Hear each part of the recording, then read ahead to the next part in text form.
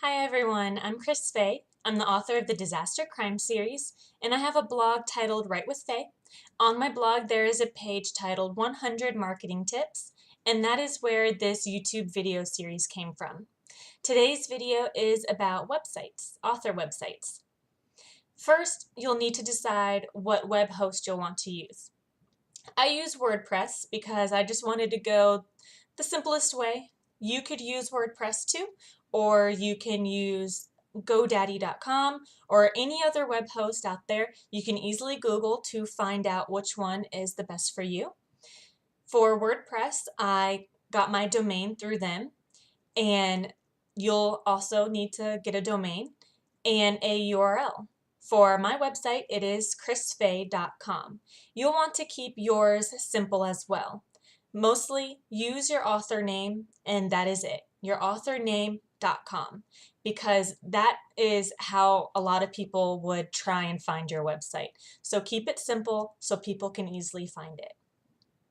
After you have your web host and your domain and your URL, the first thing you should do is a landing page, a home page, which is the first thing that a visitor will see when they come to your website. For WordPress, I just had to create a page and set it as the home page, so it'll always be there when someone comes to chrisfay.com. On my homepage, I have at the top featured books, and then I have announcements after that. I believe on my website right now, I have my free ebook, Lightning Crimes, listed, and then I have announcements such as where I might be if I'm doing an event. This is all great information. You want the information like this on your homepage because it's most likely what someone will be coming to your page for, your website for. You don't want to list all of your books on your homepage. There is a separate page for all of your books. Just list the most important things on your homepage for people to see when they first come to your website. After the landing page, obviously, create a book page. On a book page, you can have all of your books listed with their image, the cover art, with the blurb and the links. You can do this for every single book on your book page.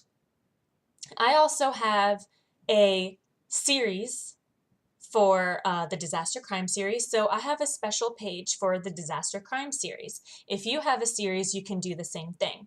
In the future, I might have another series, so I'll set up another page special for that series, and you can do that too.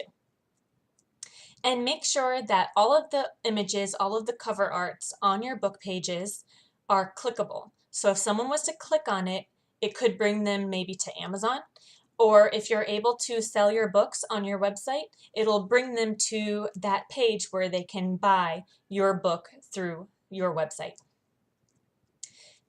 Having your images clickable is very good because a lot of people do tend to click on an image to see if it'll bring them somewhere. And if it doesn't, the image will just pop up and they'll have to close out of that. So have the image clickable. You can also have your books on the sidebar. You do not need to have all of your books on the sidebar. That could get pretty long, especially if you have a long list of books. But you can have them there, or you can just have a special one there. On my website, I have my newest release on the sidebar. If you want to highlight a book, maybe your newest release, you can have it in the sidebar. Or if you want to highlight a trilogy that you want people to find out about, you can put those books in the sidebar. It's just up to you. And also make sure that those images in the sidebar are clickable as well. You can also have your social media buttons in the sidebar. And this is great because whatever page someone goes to, they'll be able to find out where you are. They'll be able to find you in other places. So if they're exploring your website and they like what they see and they think that they might like to follow you on Twitter or Facebook, the button is right there. So they can easily click on it to follow you in those other places. It's just easier for your visitors, and you should try and make things easy for your visitors. Don't make them hunt for stuff. Put it in the sidebar. After your book page and your sidebar is all set up, you should create an about page. This is important because it's about you, and you should want to tell readers and visitors a little more about you. I have my 100-word bio at the top of my about page. You should also have a 100-word bio because if you have a long bio, some people might not want to read all of that, and some people might only read a little bit. They could skip it altogether. So have a 100-word bio just to entice, to intrigue. And then after your 100-word bio, you can have your story. On my website, I have my short bio, and then I have my story. And my story talks about how and when I started writing when I was 12. It talks about the struggle that I went through to publish. It talks about my acceptance, my first acceptance, which was Hurricane Crimes. And then I talk about where I plan to go in the future. So that is all great stuff that you can talk about in your story too. We all have a story, so why not share yours? And if someone reads your short bio and if they're interested, which hopefully they will be after reading your short bio, they'll want to know more about you. And that's what your story does. It gives them a little more. After your story, include your links. Even though they're in the sidebar, you want them here as well. Have your author photo also uploaded to this page, and you can have it right next to your bio. And in a previous video, the branding video, I talked about how your author photo can work with your brand. So hopefully you have a great author photo. So go ahead and upload that. Everyone will want to see what you look like, even if you don't want them to know what you look like. And then after all of that, you could consider adding some extra stuff, some fun tips or facts, especially facts, some odd facts, interesting facts about you.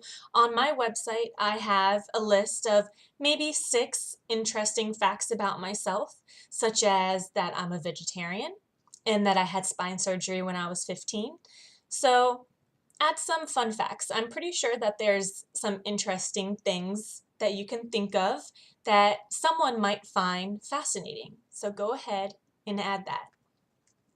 After your About page is all set up, something that you can do is take your blog URL and make it a page on your website.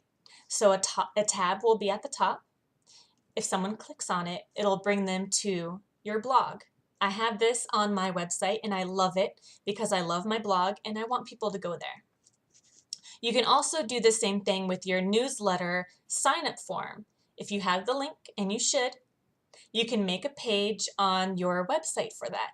So if someone clicks on the tab at the top, it'll bring them to your newsletter opt-in form and they can subscribe. Another page you can have, and this is a really good one, is a testimonial page. If you have reviews, and hopefully you do, of your books, go check them out.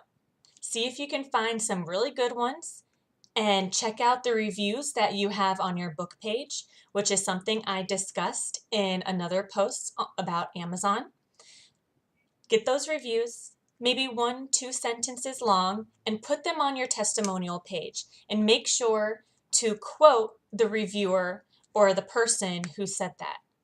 You can also have testimonials for a service if you provide a service. This is a great thing to have because if someone wants to find out more about your books or about your service, they can see what other people have said and why those other people like it so much or like your book so much. You can also have special feature pages. I love doing special feature pages because I like to give something more, something fun for people who visit my website. So on my website, there is a Fan Fun tab, and there's a drop down from that with a whole bunch of pages. Well, not a whole bunch, but you get the idea, a few. One of them is book extras, which has deleted scenes and recipes on it, and you can do that too. I also have a page for my office, which has pictures of my office. which is something great. A lot of people want to know what an author's office looks like, so you can share that. And you can also have a book discussion tab or page on your website with questions, pre-made questions that book groups can use to discuss your book. So that's a great, fun, extra page that you can do on your website. After that, make sure that you have a press kit page as well. A press kit has all of the information about you and your books listed in a document.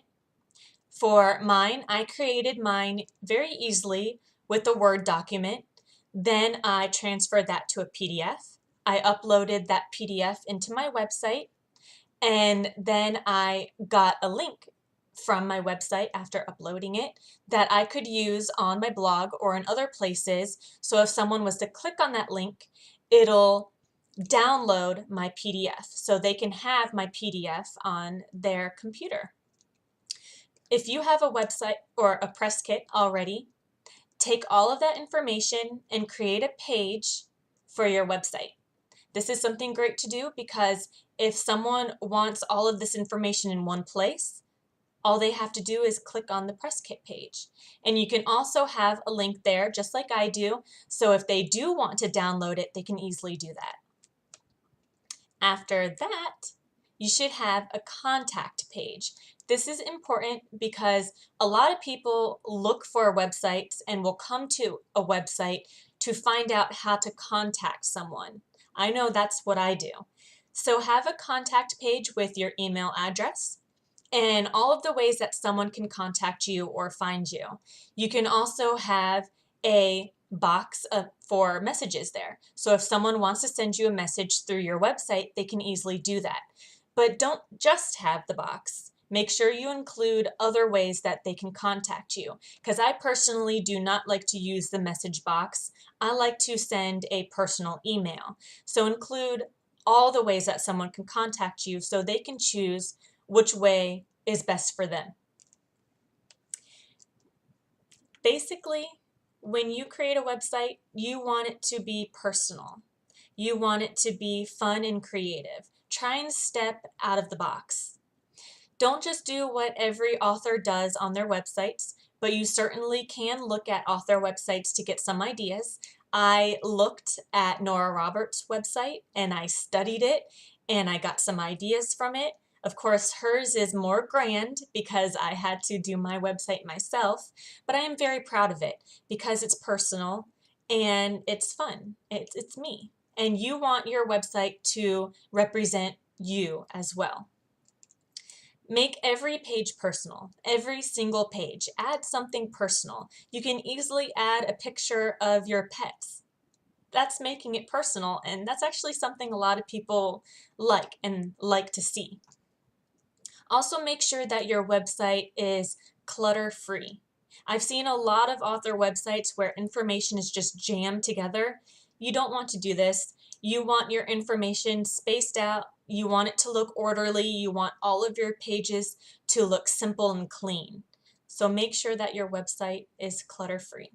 Personal, creative, and clutter-free. Well, I hope you enjoyed this video. I hope that if you do not have an author website, that now you want one and have ideas for what you can do. If you do have an author website, I hope that you hop on over to it to see how you can make yours more personal and fun and creative as well. Thank you for listening. Bye.